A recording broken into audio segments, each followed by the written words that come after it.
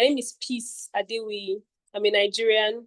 I work with the Africa Policy Conversations as the Access to Justice Associate. Yeah, okay. So basically, today's conversation is around access to justice, rule of law, and democracy. As we all know that access to justice is a very fundamental discussion in each of our countries. I'll take the country I am, for instance. There's a lot of, let's say, there's like a problem in the criminal justice system where people cannot access justice immediately. People are in correctional centers, they've been there for years because they are indigent and they cannot afford, they cannot afford the cost of a lawyer, basically. So the issues regarding access to justice are a lot. We have them in the criminal justice sector. We also have them in areas of gender-based violence, medical negligence, and a lot. So we have a facilitator who is well seasoned in human rights, justice issues, and democracy. I would introduce him shortly. But before then, can we have 1, 2, or 3 persons just say what they are expecting from today's session, the insights they hope to gain, and basically what your expectations are for today's session. So just raise your hand if you would like to speak.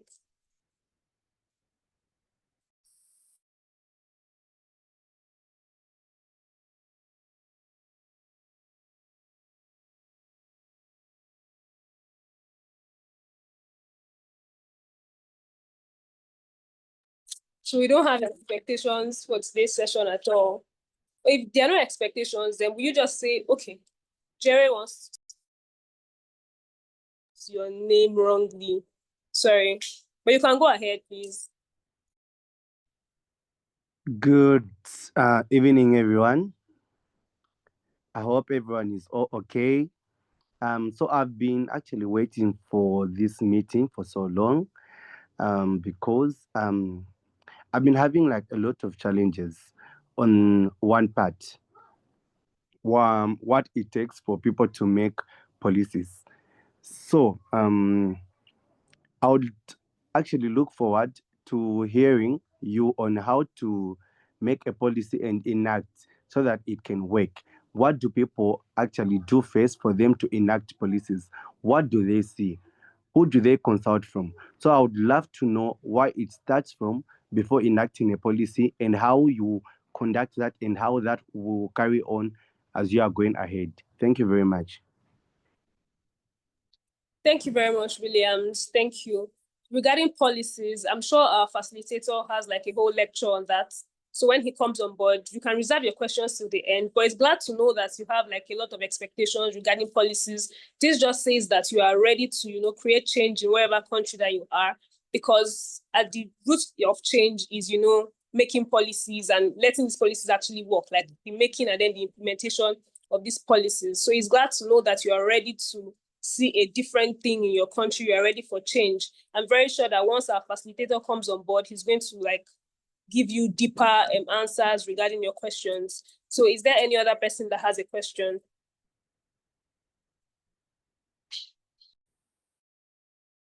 Or your expectations regarding what the session will be like, what you hope to learn, basically.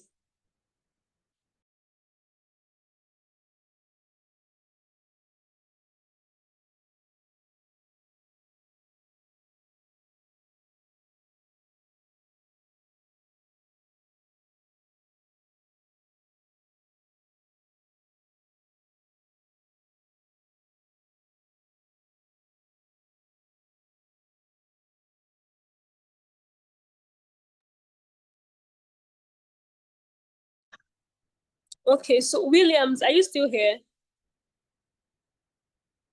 So Williams, I would love for you to kindly take notes in this session, just brief notes regarding conversations and whatever our facilitator is going to be speaking on. At the end of the session, we would request for the notes from you. Hope that's fine. Williams, I think he just made a contribution now. I'll try by all means, but it's breaking. So I would ask anyone also to assist me as we'll be taking notes, the two of us. Okay, thank you so much. Thank you. So while we await our facilitator, oh, he's on the call. So I know our facilitator is on the call already. So I'll just do a brief introduction on who he is before he comes on board to take his session. So our facilitator is Ikechukwu Uzoma. He's a highly accomplished international human rights lawyer and the senior staff attorney at Robert F. Kennedy Human Rights. It's a leading organization dedicated to advancing human rights and social justice worldwide. He's vast in advocacy and strategic litigation. He has been at the forefront of defending the civic space, challenging arbitrary detention, and fostering regional integration across Africa. He was called to the Nigerian bar in 2014.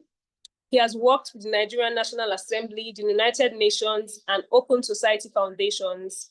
As leader of the Africa portfolio with Robert F. Kennedy Human Rights International Program, he has played a pivotal role in groundbreaking legal interventions in high-profile cases spanning East, West, and North Africa.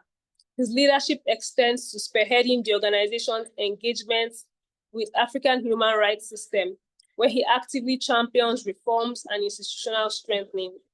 Ikechukwu is also a co-chair of the Arusha Initiative, a movement dedicated to enhancing transparency, participation, and merit-based leadership with Africa's human rights institutions. Through his work, he continues to shape the legal landscape, ensuring stronger protections for fundamental freedoms across the continent. So that's what our facilitator is today. And let's welcome Mr. Ikechukwu Uzoma.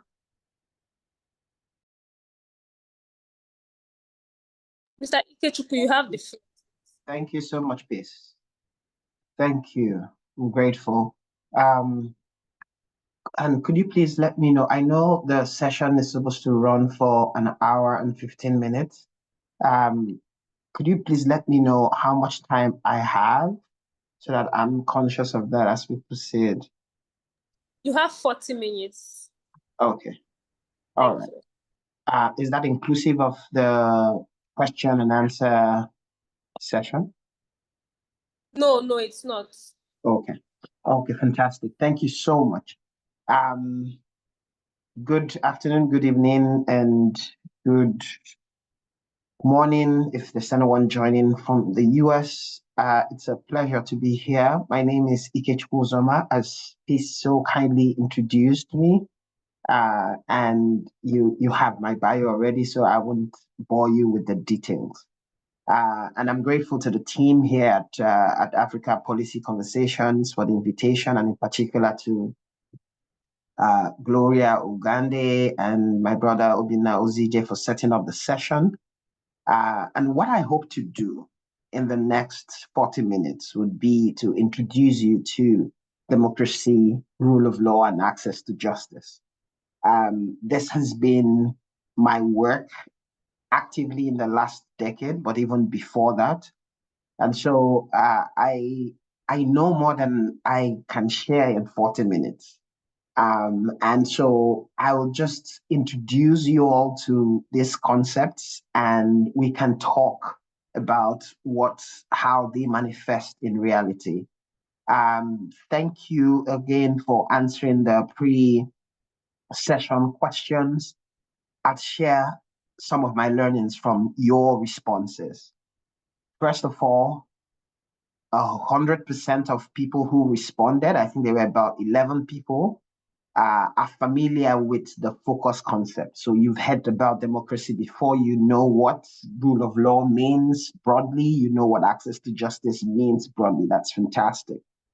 And we have, I could see from both social media, the posts on social media and the responses for the names that I could identify, I could see that we have people from Nigeria, we have someone from South Africa, I think we have a few people from Zambia, and I think I saw one from Ghana and then Zimbabwe.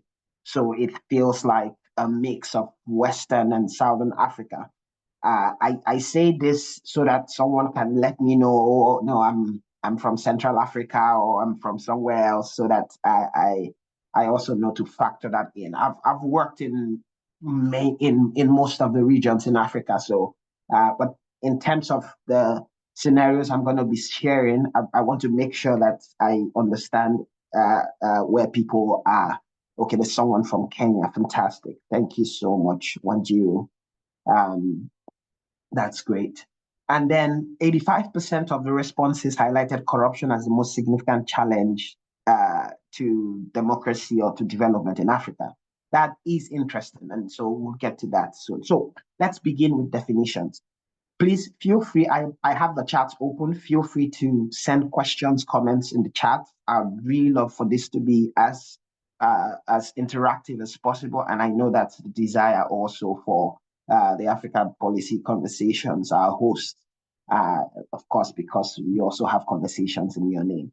So we all know what democracy is, but just for the sake of definitions, for a rounded conversation, democracy is a system of governance in which power is vested in the people and is exercised through direct or through elected representatives. And it's mostly characterized by free and fair elections, political participation, and the protection of fundamental rights.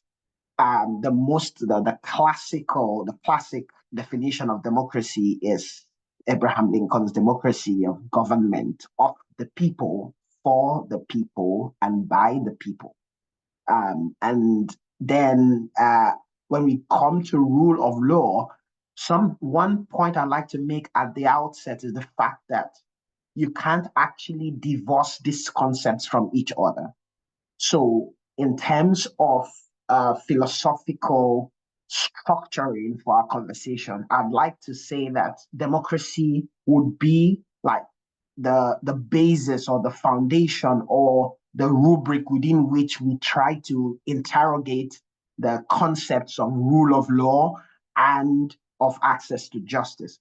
Because in essence, in the character of democracy, if rule of law or access to justice is missing, you can begin to question whether or not what is being practiced is democracy. And so let's have that philosophical framework as we work, just to understand that you can't really divorce these concepts. They intermingle so nicely that it's difficult to piece them apart. So we'll go to rule of law now. As the name implies, it's the rule of law. It's the primacy of law. It's the direction of law. So for a definition, rule of law refers to the principle that all individuals and institutions, including the government, are subject to and accountable under laws that are fairly created, applied, and enforced. It implies the independence of the judiciary, some legal certainty, and protection from arbitrary governance. The concept of rule of law was popularized by A.V. Dicey, who was a jurist, a British jurist in the 17th century, and worked a lot on this concept. But most of these concepts also trace their origin to the philosophers that really dealt with social integration. So the Aristotles of the world and the Roscoe Pounds and Jeremy Bentham and the like. And so access to justice then refers to the ability of individuals, particularly marginalized groups, to seek and obtain legal remedies through fair and efficient judicial processes without undue economic, social, or political barriers. So, in essence, democracy is a system of governance that requires the rule of law and access to justice, among other principles, among other concepts, to operate or to function. And some other characteristics of democracy include popular sovereignty, the fact that power belongs and resides in the people. So think about your country. When do you think about Kenya? And I'm trying to look at the names here. Rotendo, maybe I don't know if Rotendo is from Zimbabwe. I think about Zimbabwe. Victor, think about Nigeria. can you say that power actually resides in the people? If you can't say that, there's already a question as to whether or not democracy is being practiced. This has implications for how you think about policy. You think about policy from the standpoint of a vision and a goal that you want to achieve. Policy must not be seen as, things that as aspirations or goals written down on paper. Policy must be seen as targeted towards a goal, towards an objective, and it's the literature of the path towards the goal. If I was to define policy, I'll define it as the literature that defines a path to a goal at different levels. And so I mentioned popular sovereignty. That's important. Power belongs to the people or resides in the people. The order is free, fair, and regular elections. The context here is Africa. And we are talking about a continent with 55 countries, with 5 regions, with 1.4 billion people, where in these countries, in the 55 countries, there's an assumption that most of these countries are democratic countries. The question is, are they actually democratic countries? We have over 12 countries in Africa where, though elections hold, there has been the same president for upwards of 37 years. We're talking about Equatorial Guinea. We're talking about Cameroon. We're talking about countries like Chad that had Idris Deby as president for over 30 years. And after he was assassinated, his son is president today. We're talking about Uganda that has President Museveni for almost 40 years now, and there's an election next year, and his son is about to run. The fact that you have elections, does that imply that you have democracy? What does it actually mean for elections to be free and fair? So, these are the things we think about. Separation of powers. We're in a context, for example, for you, Peace, for Victor, for others in Nigeria, I'm Nigerian as well. You have a system where there's very little trust for what comes out of the Supreme Court. We had an election in 2023 where we saw obvious failures of the system, that the Supreme Court in its decision identified that there were challenges, but then added that those challenges were not enough to question the integrity of the election. And you actually see the separation between the judiciary, the executive, and the legislature in that context. If you can't see that, then maybe you don't actually have a functional democracy. It goes on and on: political participation, pluralism, transparency, and accountability. That is another cardinal characteristic of a democracy: transparency and accountability. And that would lead me to something I will be proposing at the end of this lecture: the fact that for democracy, for rule of law, and for access to justice to act, to operate, our policy standpoint must focus on what I describe as a truth economy, an economy that is driven by truth. And we'll get to talking about what that means, because this is not a setting to talk about the challenges, because I know we are all aware of the challenges. But these challenges should be the basis upon which we begin to figure out what exactly we mean when we talk about policy. Now, for example, we're thinking about policy from the standpoint of individuals who maybe do not have a seat in government. You have representatives in government, as the structure of democracy is. How do you advocate for policy in ways that actually leads to change? I'll tell you a story. In 2017, a friend of mine was shot somewhere in Abuja. He was hit by a stray bullet somewhere in Abuja. He was having lunch or dinner with his family where he was hit. He was taken to a hospital and they couldn't attend to him for 48 hours. By the time they attended to him in 72 hours, the wound had become gangrenous and his leg was amputated. This person was a law-abiding citizen. He was going about his business. Actually, the bullet hit him after two police officers were in a scuffle and one, inadvertently, squeezed the trigger and the bullets hit him. Can you tell? And then we started the process of advocacy and he could not get justice. He couldn't get anyone to pay attention to what the hospital did or didn't do, pay attention to what the police did or didn't do. Can you describe that experience as one that happened in a functional democracy? So when you make policy around the security sector, what are you thinking about?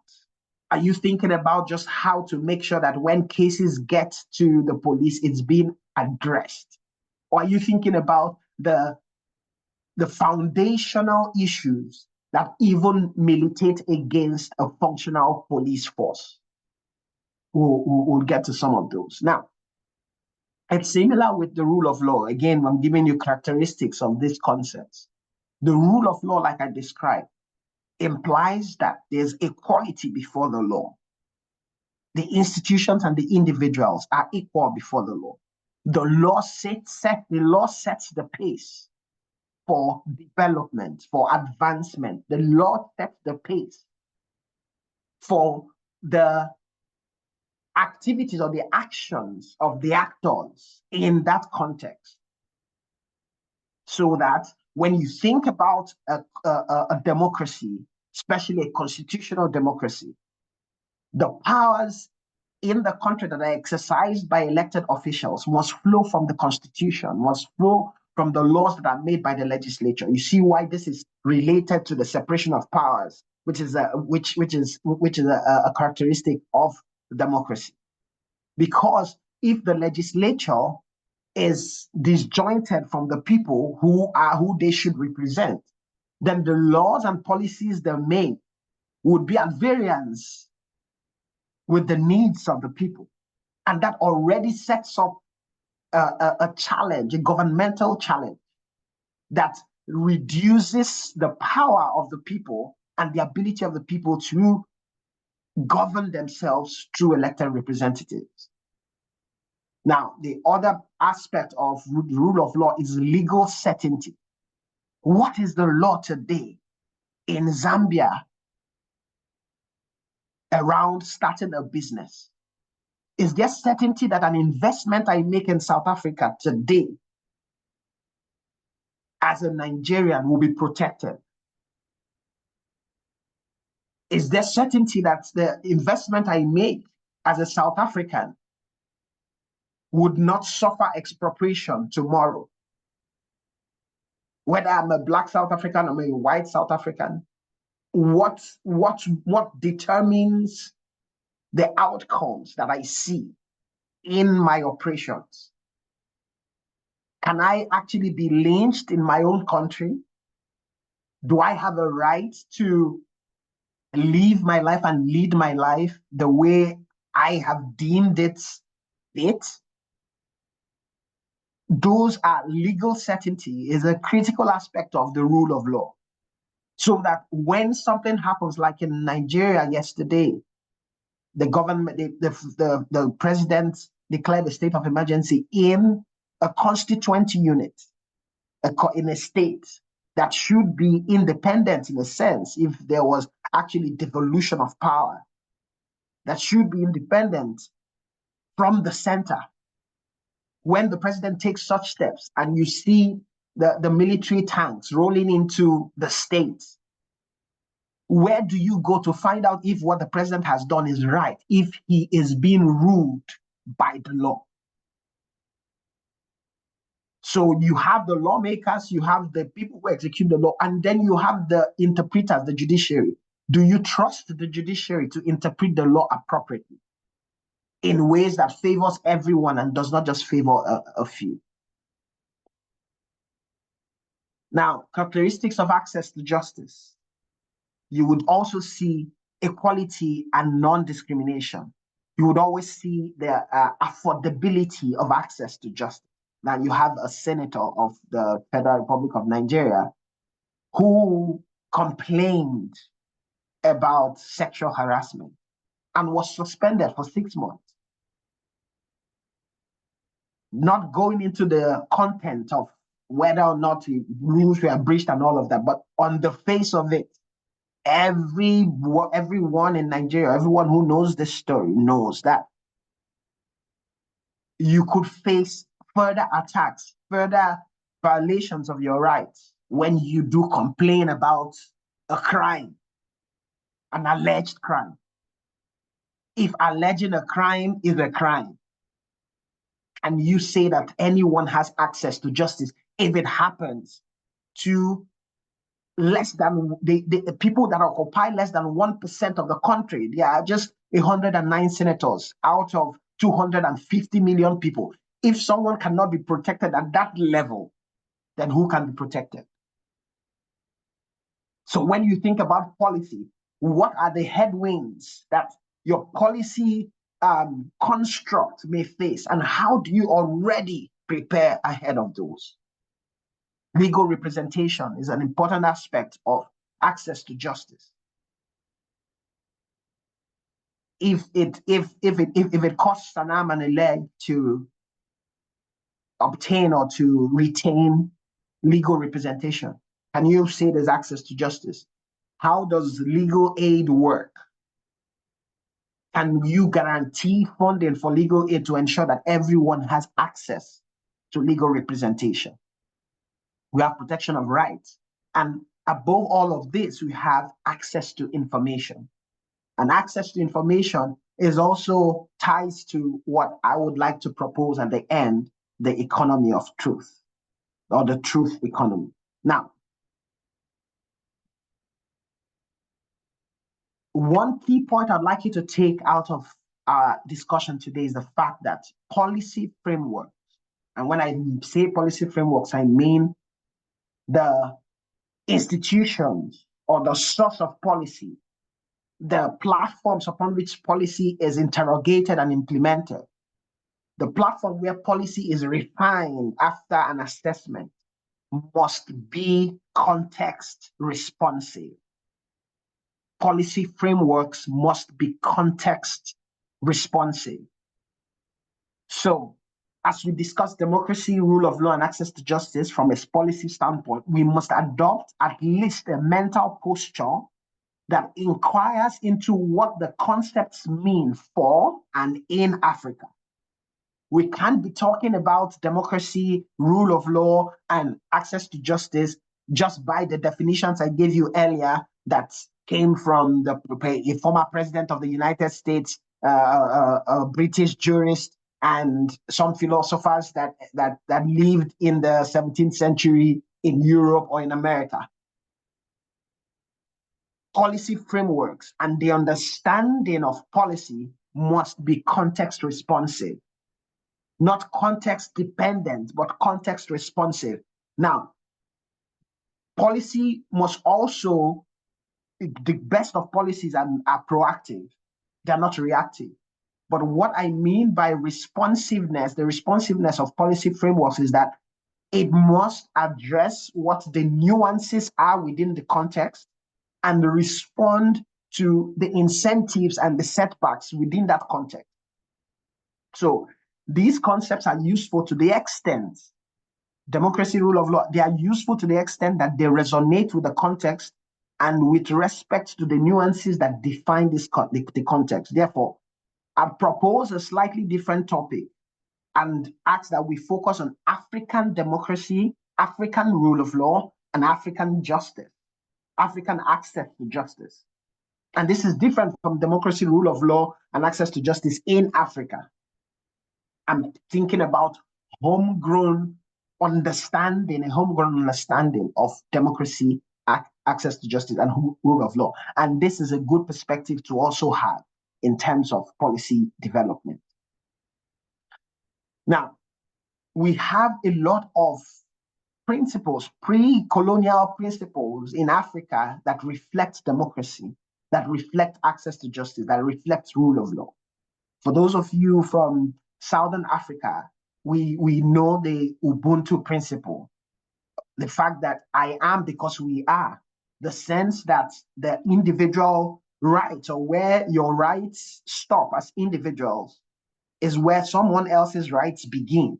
And so in understanding the concept of society and of community, that is factored in. So when you talk about democracy, is the fact that we are a representation of our diversity, our individuality, but we come together and submit some of those rights to create a social good, to create a social platform where we are able to engage directly with the concerns of the people, and we are able to understand those concerns.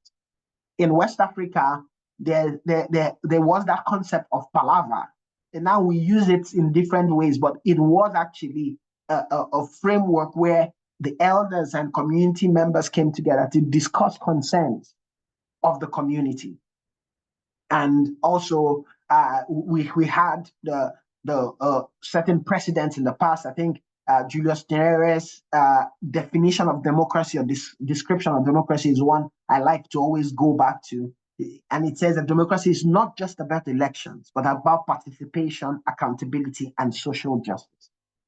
So there are actually a lot of, and we don't have the time to go into the understanding of African societies, or the practices in African societies, that reflect the principles of access to justice, the principles of the rule of law, the principles of democracy, the fact that we have always felt in my traditional Igbo society, we've always felt that we were egalitarian, so we are equal, and that everyone's voice mattered.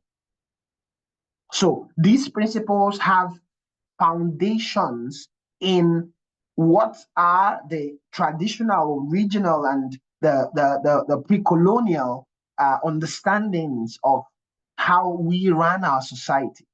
And so there's value in further identifying what the solutions to the problems that we see today are, because the solutions that work elsewhere may not work for us, because again, policy frameworks must be context responsive. Now, like I said, I saw the answers, the responses that you all had to the questions that were raised, and some of the challenges that were highlighted were corruption, weak institutions, conflict, weak regional and sub-regional systems for inter-Africa trade. I added some to this, the raw material versus resource-based economy, or raw material or resource-based economy versus the value added and the knowledge and service-based economy, absence of responses to security challenges at the micro and macro levels, and the like. Now, these challenges definitely exist, and we cannot shy away from these challenges. But I'll give you a classic example. Look at the country called Eritrea. For those of you in East Africa, those of you around the Horn of Africa, you'll be familiar with Eritrea. Eritrea gained its independence in 1993. And since 1993, there's been they've not had elections. Actually, Eritrea does not have a constitution, but it still exists as a country. And you have some other countries where you have constitutions. For example, Nigeria. Since 1999, we've had the latest republic in Nigeria, and it's been led by quote unquote civilians. But more than 75% of those individuals who have been involved in leadership in Nigeria, even if not directly as president, but have been part of the group that make run the political landscape, are former military generals, former military officers. So can you actually say there's been a switch to a civilian administration. In Uganda, I don't know if it's anyone from Uganda here, you have the military courts being used to try civilians. If the military courts are being used to try civilians, is there a preference for a military-led government than a civilian-led government? And we know too well, for those of us in West Africa, we all know the resurgence of military takeover of government in Burkina Faso, in Mali, in Niger. You had a bit in Chad, and in Gabon as well. You see these manifestations of the challenges. And in my lifetime, I've seen countries go from military to civilian and back to military. If democracy is the government of the people, the question is, how do you find out what the people want, and how do you reflect that in your policy making? We can know about the definitions of democracy, of rule of law, and of access to justice, but it must derive life from what is the understanding of the people in these contexts about how and when they would like to be represented by these people who are elected. And this is why I propose, thank you so much, Peace, for the update on that. This is why I'd like to propose what I describe as the truth economy.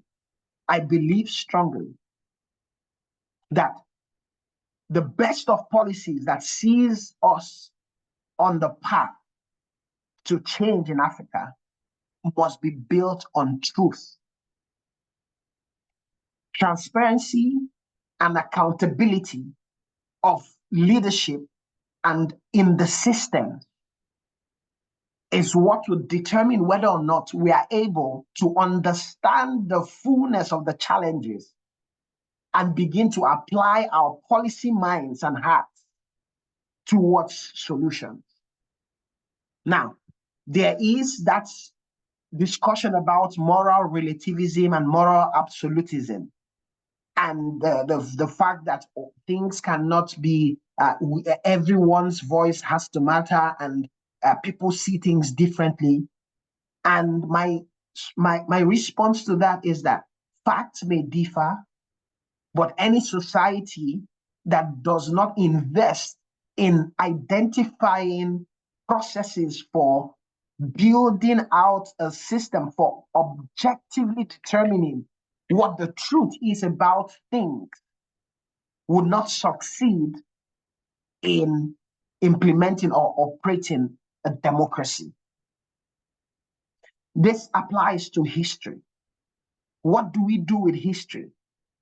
Are people just born and expected to live their lives based on what they have experienced, or is there fidelity to the journey that began before them that they are supposed to continue? How do we think about holding people accountable to campaign promises, to government to government policies that are not implemented, to decisions of the judiciary that are not implemented? Because if this does not happen, you can't say it's a democracy. And maybe what the ideal system is not democracy at its practice in the United States. For example, there was a tumultuous election in the United States last year, but you don't have people questioning the integrity of the election. They disagree. It's happened in the past. In the last 4 years, people disagreed with the outcome of the election. But if that's not happening now, what is the truth in Nigeria about the last election? What is the truth in Zambia about this term of this new president? What is the truth in Zimbabwe? How is it that we have Robert Mugabe leave after those number almost 40 years, and Mnangagwa comes in as, even though he was part of that administration, but he comes in as a breath of fresh air, but continues on the same path? Does it not show us that there's a need to change the rubric upon which most of these systems are built? Secrecy and ignorance are the bane of development. The bane of development. If we continue to thrive on secrecy and there is ignorance in the populace about who they are, about what the country represents, about if politics, which derives from policy, if politics is about confusing people to get votes, we will never make it out of this conundrum that we live in as a continent. And I can boldly say that within Africa, we have the agency to transform things. And we must not just look at ourselves as victims of colonialism or look at ourselves as victims of the economy. We are victims of colonialism. We are victims of the global economy. But we must be more than that. We must focus on what our agency can produce. What can we produce as a people? How do we have an African Union that cannot resolve the security challenges we have in Sudan, in Ethiopia, in Cameroon, and it still exists and operates, and our taxpayers' funds go to the African Union? What purpose does it serve? What is the truth about the African Union?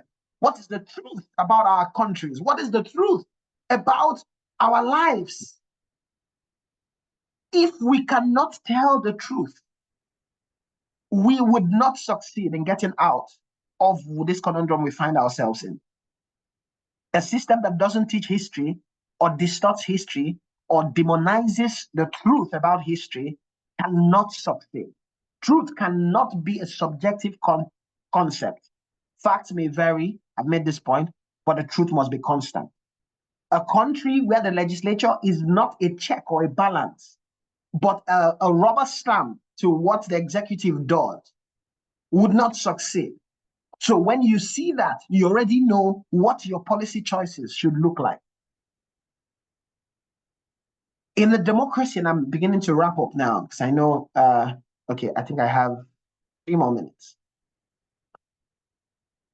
A democracy where people get into government to become rich, where the richest of people are politicians, has failed. There cannot be access to justice where the servants of the people, the wealthiest, where the servants of the people call all the shots, own the oil wells. You cannot be practicing a democracy in that context. It reminds me of a saying in the Bible where it says that their servants are riding on horsebacks and princes are walking on foot. That is the picture of democracy on the continent. We have the power as citizens. We have the power. I'm speaking to you from Houston in the United States. What I just said, is the story of a failing continent.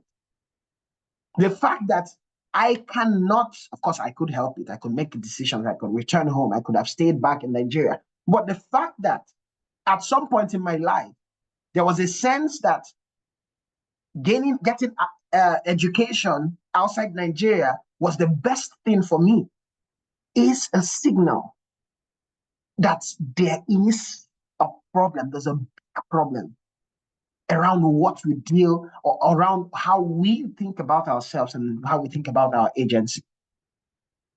I'll begin to wrap up now. I have so much to give you, but some more things to think about. A system where rented crowds and protests are easy to come by has little hope for change. What that means is that when you see that it's easy for people to protest when they do not even understand what the issues are because they've been paid, you have a big problem. The reason, and this still continues to define the truth economy, They do not know the truth. Because if they knew and understood the truth, they would not be out there protesting on something they do not know. If protests have lost the sting of dissent and criticism, the rubric, the foundation, the fabric of the society has failed. The way we get people to come together is to develop systems that elevate truth above personal inclinations, above personal idiosyncrasy. When antecedents don't matter and integrity does not matter, when someone can be a criminal one day and president the next day, that's a system that has failed. Democracy assumes that people have decided to be organized through representatives that are answerable to the people. So where there's no connection between the people and the government.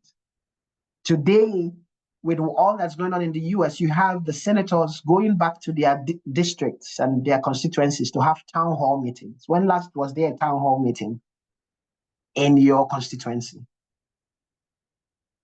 We cannot get the leaders to listen to us because we've been sold a lie and because we have not thought about policy to promote the truth economy. I want to be very conscious of our time because I know you all have had a long day. The truth economy that I propose is one that has everyone take a step back to ask themselves questions. Who am I? What is this? What actually are the challenges that we face in this country? And who are our allies and adversaries? There should be nobody sitting on the fence. You're either an ally of the truth or an adversary of the truth. If we can get to that point where we can begin to rebuild and recalibrate our values and principles based on objectively determined truth, what that looks like is setting up truth commissions, ensuring that people don't die in a collapsed house without an inquiry, ensuring that when the court holds that this is the position of the law, there's no effort that is supported by the public to subvert it. The truth economy is Africa's path to African democracy, rule of law, and access to justice. Please permit me to stop here.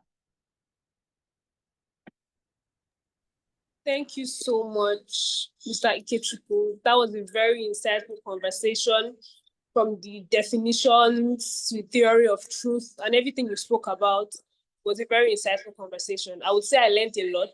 Even as somebody that specializes in access to justice, there's so many things that you said that could just resonate with me, because just like you spoke about the protests in Nigeria, I've experienced situations where people just come out without even knowing the purpose why they are protesting.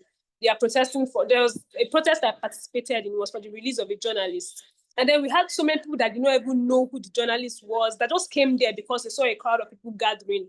So like you said, we need to go back to the drawing board to understand the truth why we are looking for reform, to understand the truth why we are advocating for, system change. So if we don't know why we are actually doing these things, then we are just not doing anything. So I would open the floor for questions. I can see that a lot of people have already raised their hands up for questions. So I will just open the floor for you to turn on your microphone and ask your questions.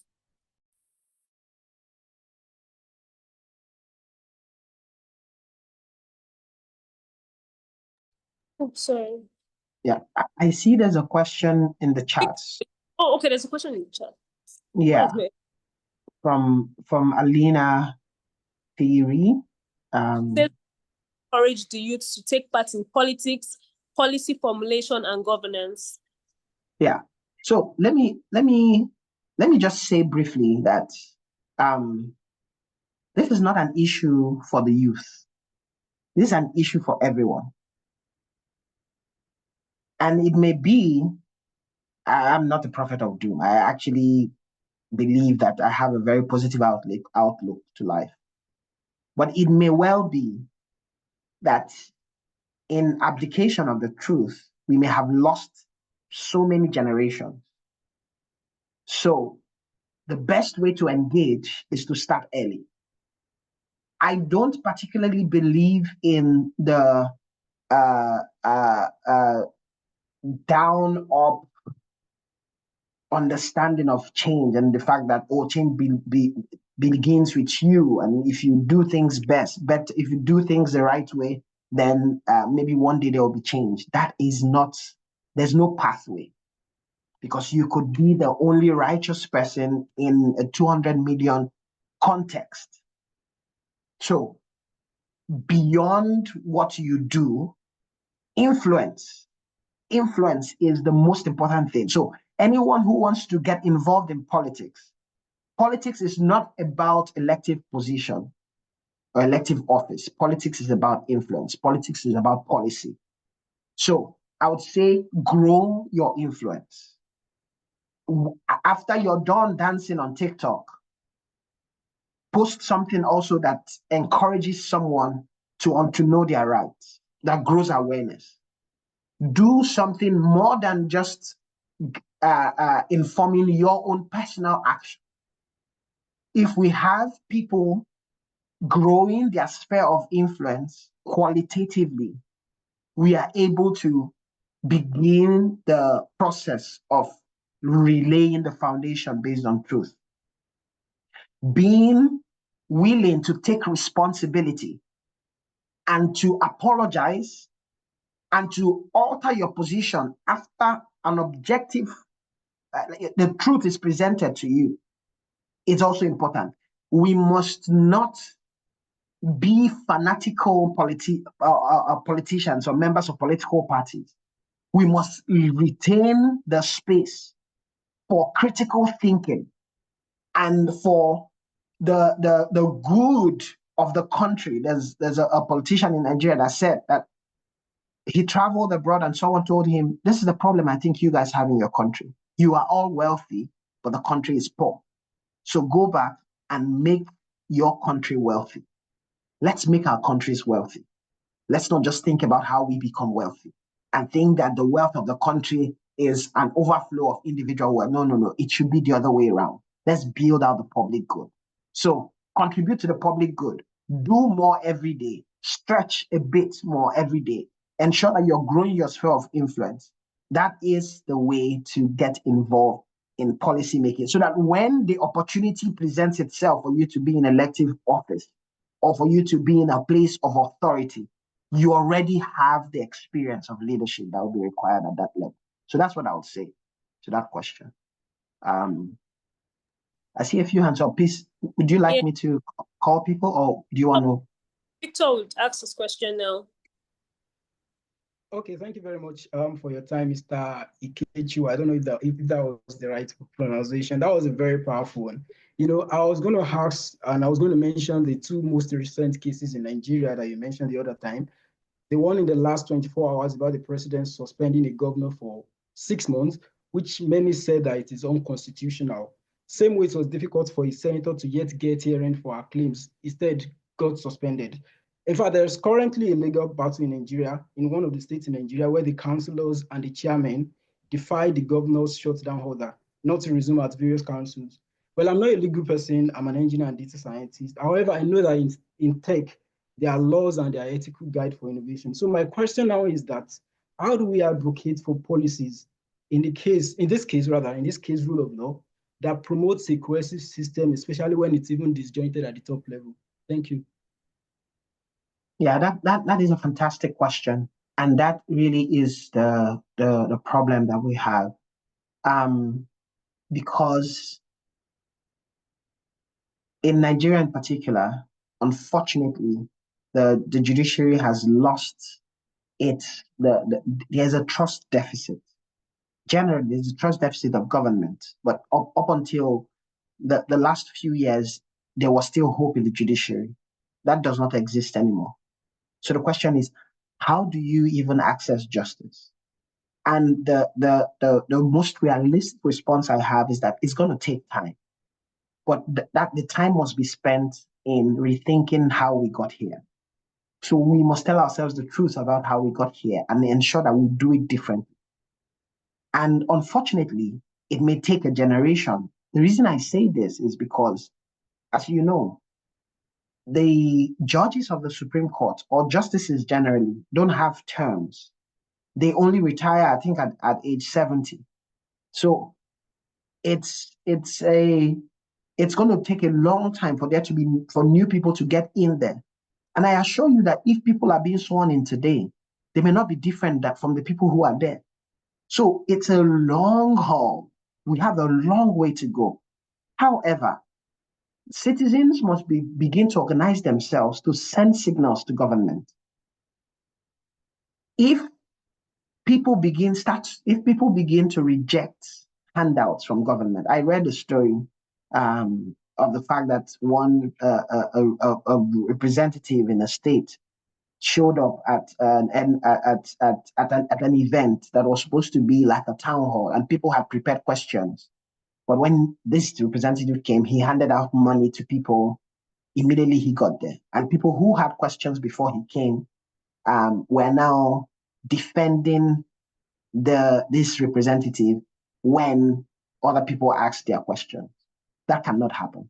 So we need to form a consensus. We need to form some form of we need to form some form of values that are shared, and we begin to push them as hard as possible until it becomes unpopular to be anti-state, to be anti those values. Now, there is a real risk that in trying to build out these values, because the question is who bailed the cat, who would define these values, and that's why it's a multi-stakeholder issue. But let's not get ahead of ourselves and face what is an insurmountable task. Wherever we are, now, for example, for myself, I have a group of 30 people that I try to influence. These are my friends. These are people who I've known for a long time. And I've just set up a group where we chat about things and I try to share certain ideas with them. Hopefully that group continues to grow and maybe we would have 3,000 people at some point. We have 30 today. That is the process. It needs to be intentional. It needs to be strategic. We cannot have, of course, there will be small wins. And so, for example, in the local governments, with the issues that they're having with the local government area, there could be ways to address those challenges, and it doesn't have to take forever to get for those challenges to be addressed. But some other some other bigger issues may have to be addressed in piecemeal style. But something has to be done immediately, and you have to do it incrementally. People have different definitions or different understandings of what the relevant sections of the Nigerian Constitution says about the powers of the president to declare a state of emergency in the state, and people have their opinions and the like. Ideally, there should be an institution that everyone waits to see what that institution says. That is what rule of law means. But people can assume that there's not much that's going to come from that system. So you keep coasting on until the system collapses under its weight.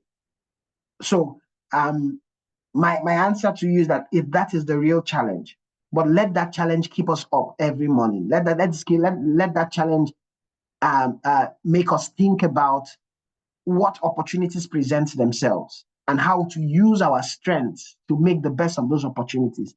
But knowing this fact that, as something my dad taught me that I live by, success happens when preparation meets opportunity. So start preparing today like you are going to be the president. Start preparing today like you are going to be a governor. Start preparing today like you're going to head an institution. And make sure that once the opportunity presents itself, you have what it takes to make the change. It does, yes, it starts with you in a sense, but not just you. And also don't stop at the beginning. If it starts with you, make sure you don't stop there. Continue. Make sure that it continues to spread. Let's spread it. Let it become a virus. All right. Next person. Thank you so much.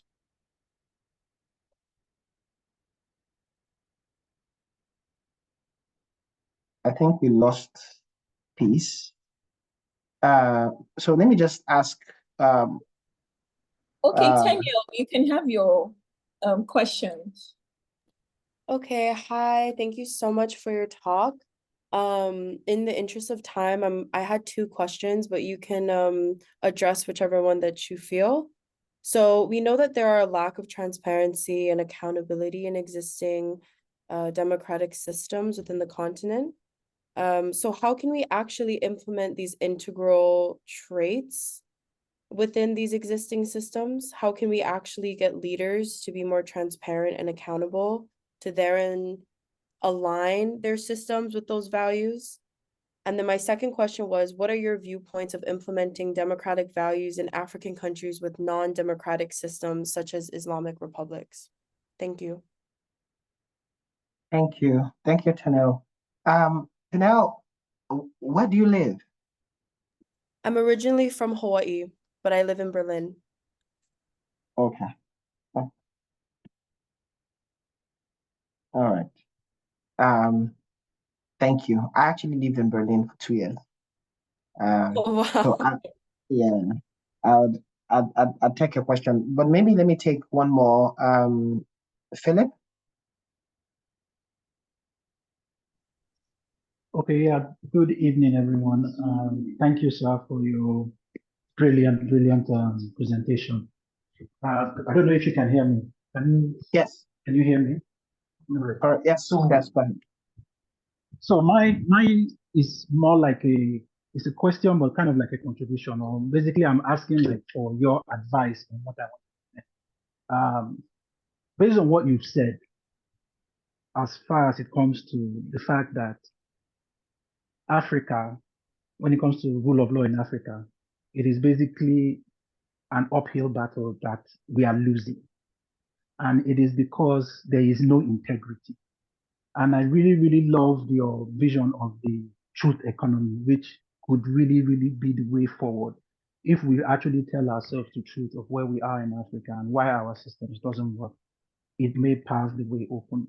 My question now is, what is the hope for starting this truth economy from the barest minimum? What I mean is there a possibility whereby we take charge of the educational system? Let the children coming up start getting the idea, because like I tell people everywhere, they're like, I was born in the 80s, and in the 80s, what we knew growing up was like, make it or die trying, any which way possible. From Nigeria, we're like, make it or die trying.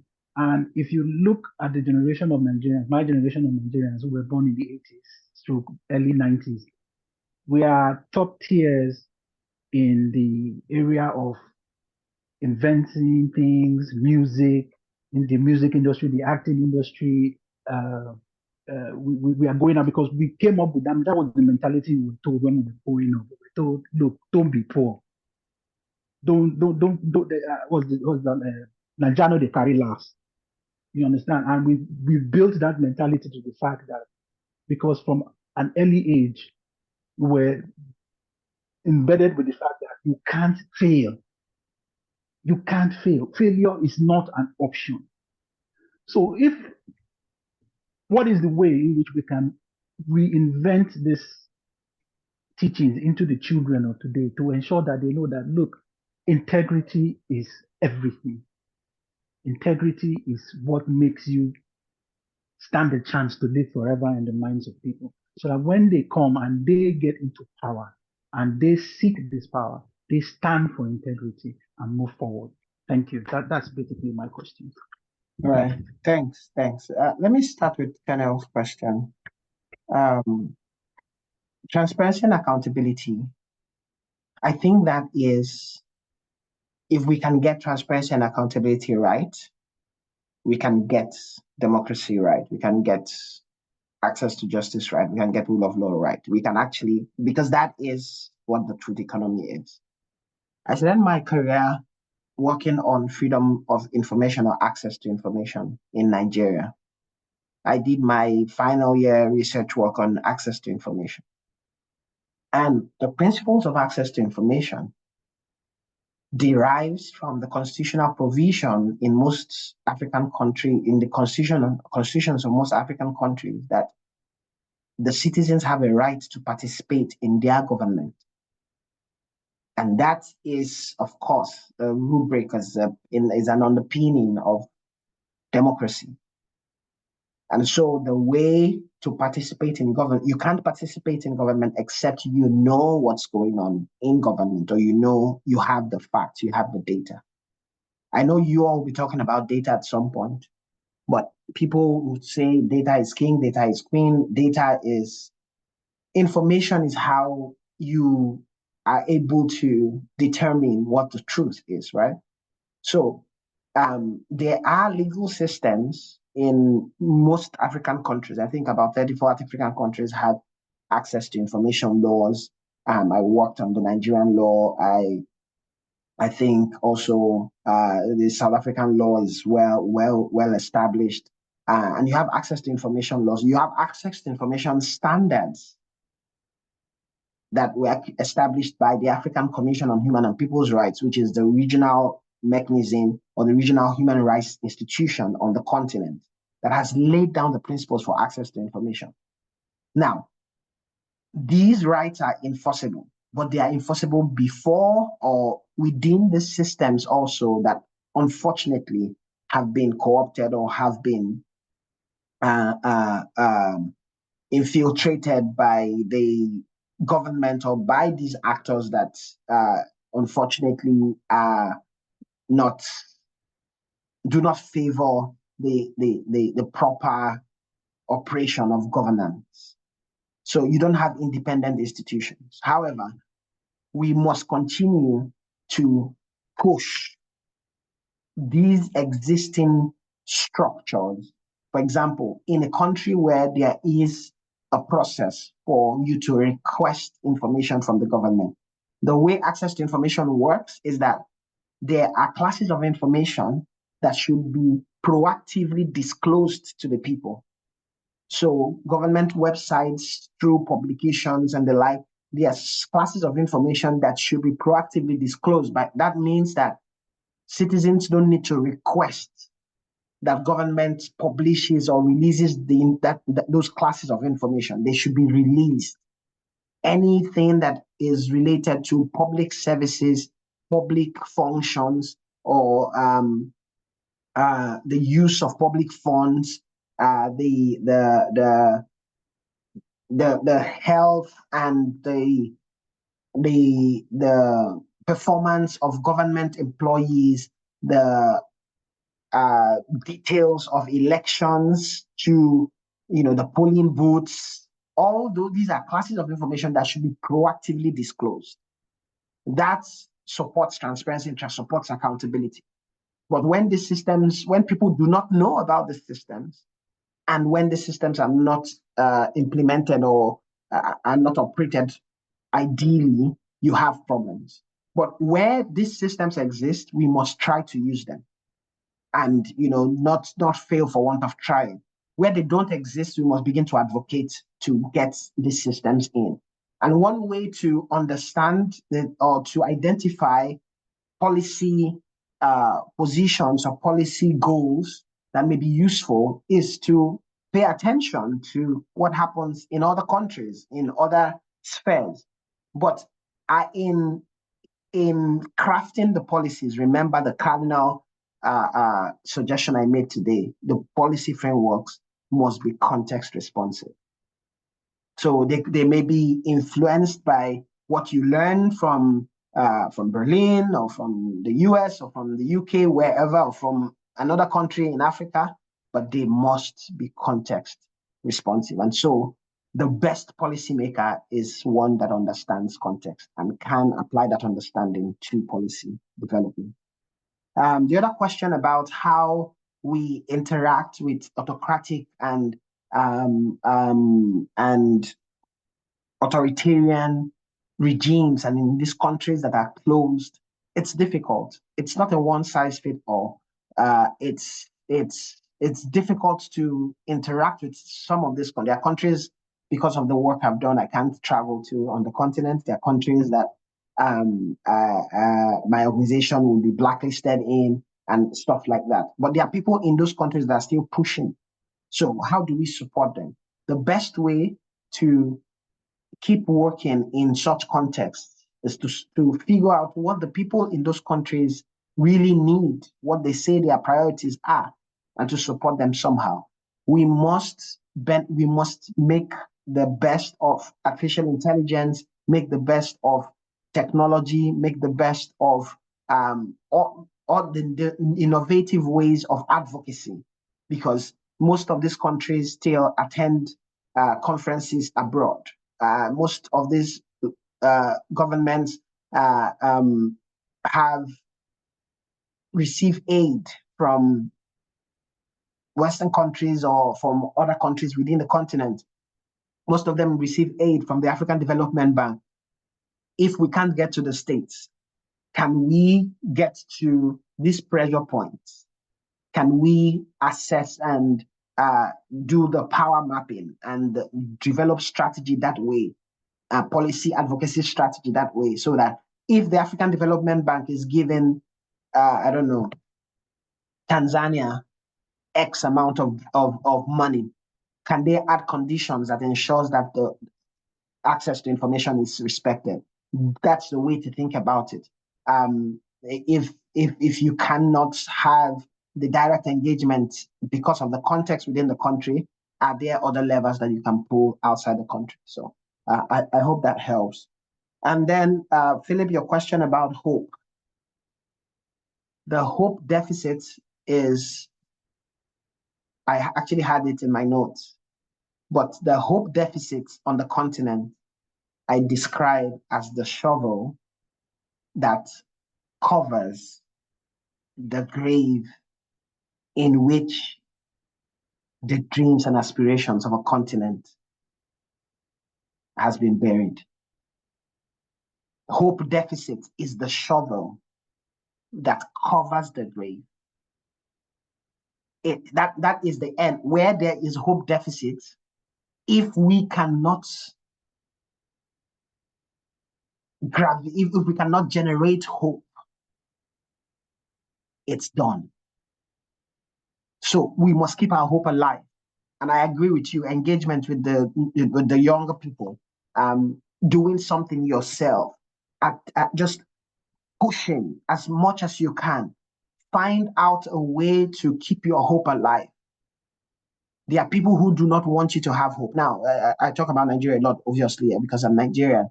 But after the last election, there are people who have said, I'll never vote again. There are people who traveled all the way to Nigeria to vote and spent, a lot of money to go vote, but their votes were not counted. And they've said, oh, we will not do this again. That is a visceral response to a reality. But I know I would have days when I'm weak. I expect that you, Philip, will be strong enough for both of us. I know that the day you will be weak, and you should hope that I will be strong enough to let you see a different perspective to things. Maybe because of our children, maybe because of our faith, maybe because of our investments. We must find sources of hope, because when our hope is dashed, the grave where our dreams and aspirations are buried is sealed. So whatever you do within the realm of, within the realm of justice, within the realm of the law, to sustain hope, we must continue to do.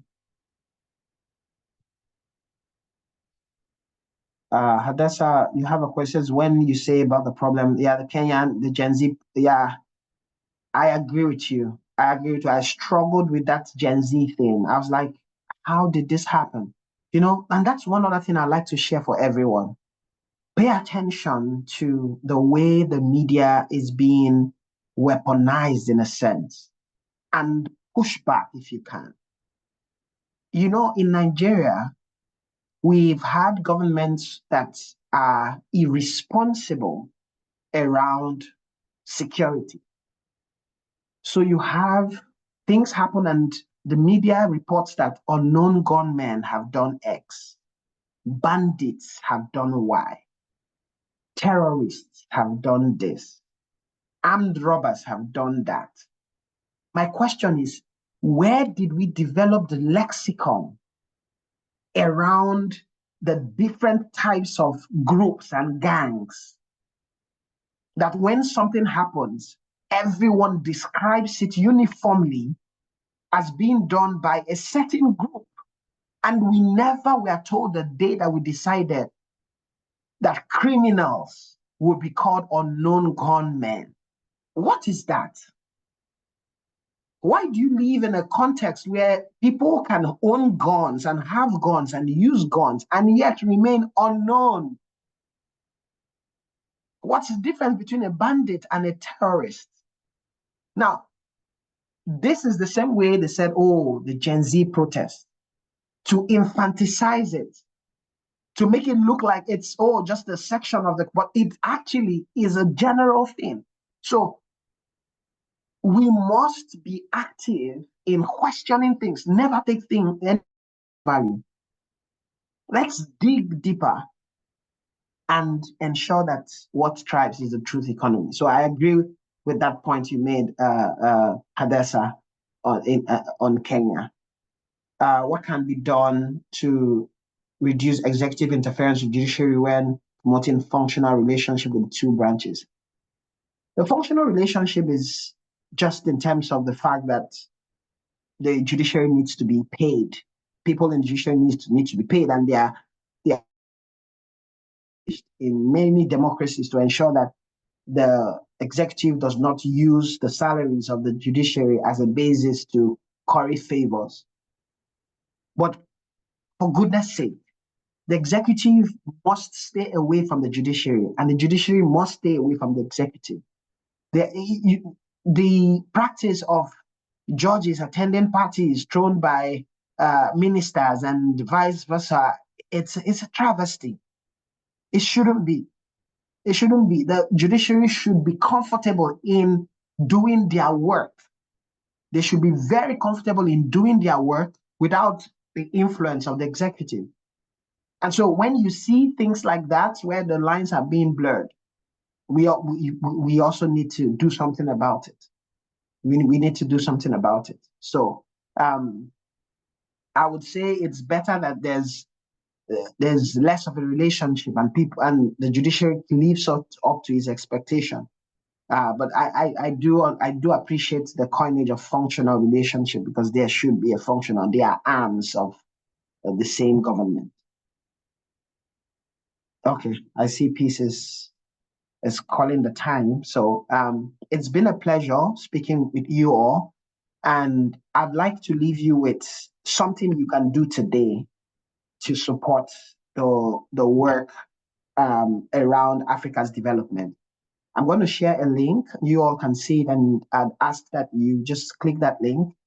As you saw in my bio, I am a co-chair of something called the Arusha Initiative. The Arusha Initiative is a rights holders initiative. So anyone who has human rights, who has rights in Africa, is an for rights to ensure that the people nominated and selected to lead African Union mechanisms or African Union organs are the most qualified, and they are selected through a transparent process, and that the process allows for participation by citizens.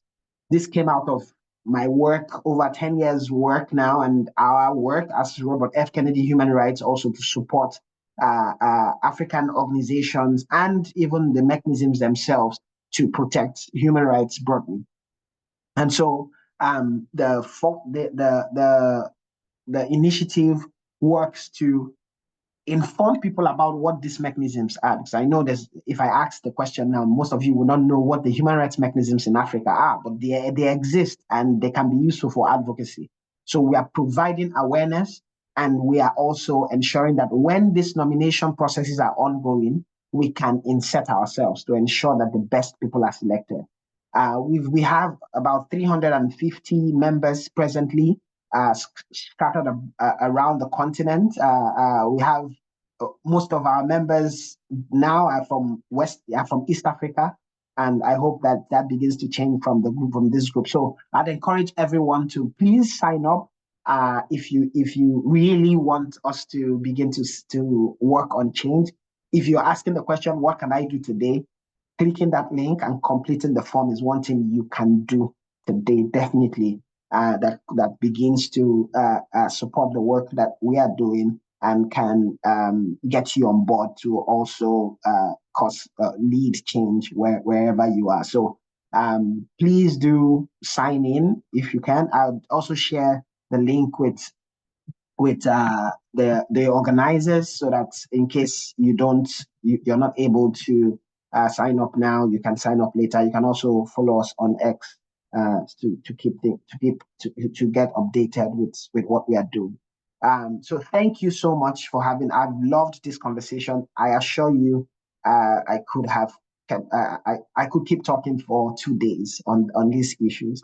And this is just an open commitment to the Africa Policy Conversations. Whenever you want me back, let me know. I would make the time. I'll definitely make the time. It's been a pleasure to speak to you all, and I'll say, go out there and let's get the truth economy moving. Thank you. Thank you so much. This has been a very insightful and interesting conversation with you. Thank you so much. And before we end the call, I would just like to talk briefly about our Access to Justice initiative as well. It's an initiative of the FEMA Advisory. So we have like an Access to Justice initiative that provides access to justice for the underserved members of the community, for indigent persons. We have some practice areas such as the reform of the criminal justice system in Nigeria. There's prison decongestion, where we go to correctional facilities, take cases pro bono, just so we can decongest the prison. But beyond that, we are also looking at policy changes, how we can address this issue from the roots, because taking up the cases are just like the low-hanging fruits. They are not particularly the root cause of the problem. So we are looking at policy changes, how we can advocate for a total overhaul of the criminal justice system in Nigeria. We also look at what we do is part of the gender-based violence, people that have been raped or have some form of abuse in any way. Most of them don't speak out because they just feel like there's nobody to represent me.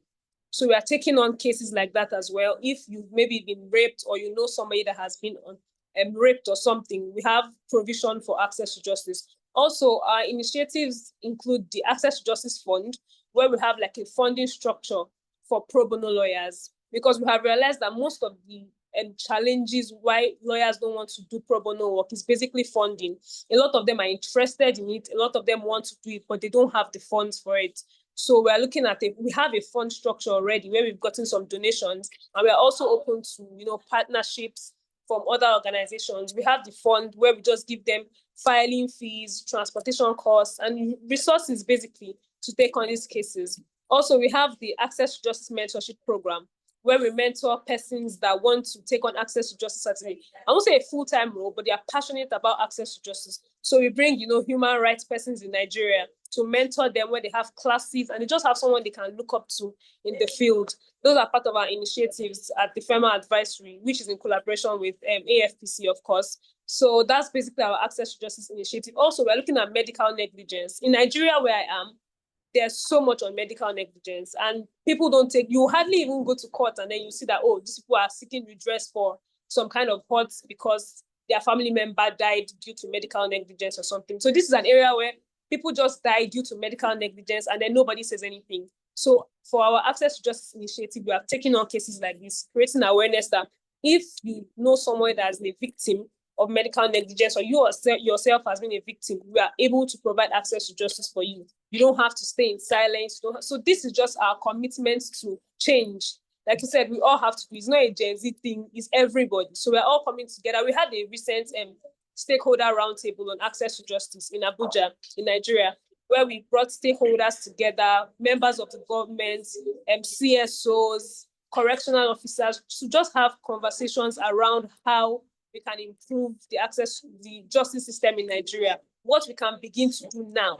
And we've gotten like action plans going forward. We have like a press release, and we already have like a commitment. Everybody made a commitment to push the justice system forward, to create an overhaul of, the justice system, particularly the criminal justice system. We also had judges, we had SCNs present at the event just to contribute to this very important conversation. So before we end the call, I just wanted to give a brief of what we actually do at AFPC and at FERMA regarding access to justice. And this is not just something that we are doing just in Nigeria. Just like you're already in the internship, you can want to do it in your country. You are able to get the fund as well. You're able to, learn from the mentorship program. So in the group chats, you can just indicate if you're interested in the mentorship program or the fund, and then we'll take it up from there. Thank you.